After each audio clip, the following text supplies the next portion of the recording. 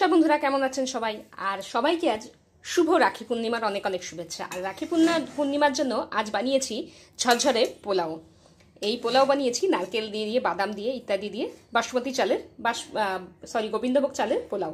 আর এদিকে রয়েছে সাদা আলুর দম। আপনারা যারা আমার ভিডিও দেখেন তারা জানেন এই শ্রাবণ মাসে আমরা রসুন পেঁয়াজ কিছুই ব্যবহার করছি না, মানে ওরা খাচ্ছে না বলে আমাদেরও আর খাওয়া হয়ে উঠছে না। তো সেই জন্য সাদা আলুর দম, দই, কাজু এগুলো দিয়ে সাদা আলুর দম।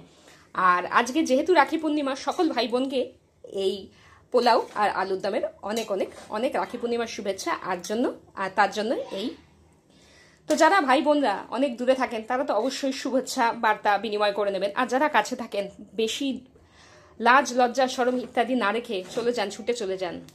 হতে পারে সে কখনো ভুলে রাগে মাথায় কিছু বলে দিয়েছে বা আপনি কিছু বলে দিয়েছেন, আমি বড় ছোট সেই সব না ভেদাভেদ করে চলে যান সেই কাছের মানুষটার কাছে।